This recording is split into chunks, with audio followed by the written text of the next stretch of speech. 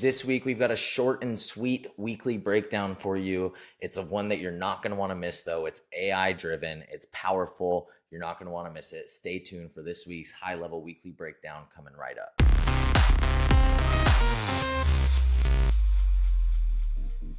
All right, guys, so for this update, we are hanging out inside of workflows.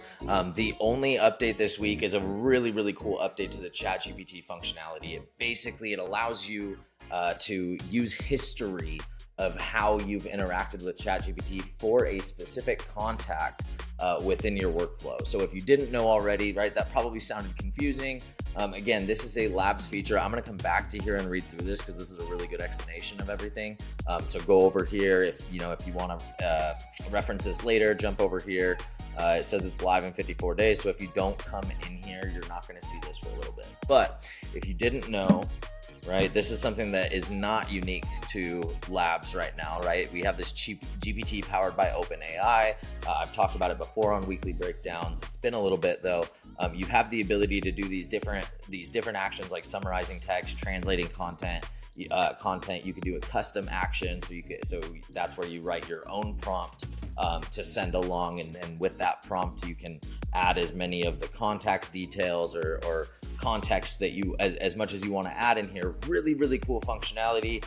People, again, as you can see by the actions that they already have in here, analyze text sentiment. So this is going to be, hey, is this a positive or a negative message, right? So a good example of this would be like a review campaign, right? So you're sending out text message, emails, whatever. Somebody responds to your solicitation of like, hey, would you mind giving us a 5-star review? Well, we want to analyze that to make sure it's a positive before we send them the follow-up with a link to our review, right? Google doesn't like this. It's kind of like review gating, but there's not much that they can do about it, especially when we have AI that's telling us automatically whether or not this was a positive message and they're going to give us a 5-star review or it's a negative message, right? That is an example of how you can use that one. Summarizing text, right? Translating, and then again, your custom actions. So you can have ChatGPT craft responses for you if you want, or create, custom blog content based on, information that's incoming, whatever it is, you can do in here.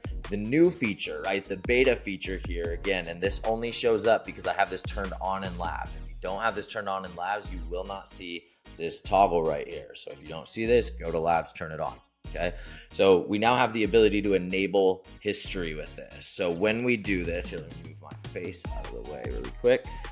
When we do this, you have the option of choosing between a couple different history options essentially. So all of these ChatGPT actions and histories are contact contextual, like that, like the GPT interactions with one contact don't influence how GPT interacts with this other contact or in the context of this other contact. And so it's important to know that no matter what, it's going to be based on the contact. But what you can tell it is you can say, hey, I want you to remember all of your interactions pertaining to this contact. And I want you to remember them at this level. So what level? You can either say this account, so the entire account, hey, any interaction that you've had with this contact, or any interaction that you've had in the context of this contact, because maybe the interaction wasn't actually like a two-way communication with that, with that contact. Maybe it was just translating for them, or maybe it was just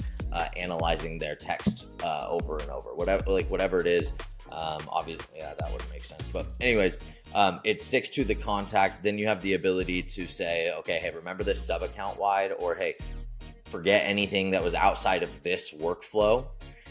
You could say forget anything that was outside of this execution of this workflow. So if you have a workflow that somebody goes through multiple times and you don't want it to remember between executions, then that would be how you would use this. You have this step, which means, like, let's say you have 5 AI actions in one workflow. This is great. Like, what's crazy to me is that people are using it. Like, HighLevel doesn't do shit for no reason. HighLevel does shit because they get asked to do shit. So somebody asked for this functionality, and that's really what's more perplexing to me, is trying to understand, like, okay, what's the use case? There's obviously somebody smart who's using this way, right? So this one is, if you have 5 AI steps within the same workflow, this one will allow you, like, you're telling it, hey, only remember interactions from this step within this workflow. So this is execution. So this is going to be all of those steps within a workflow.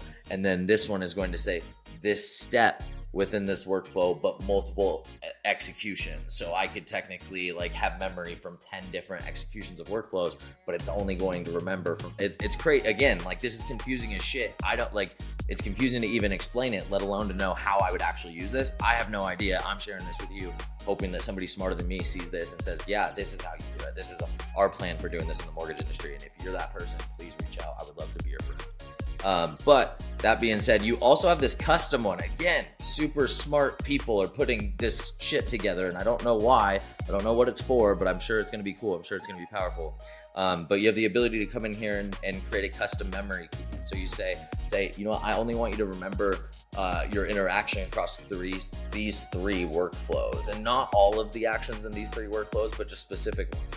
Well, I can come in here and I could say, you know, custom memory 1.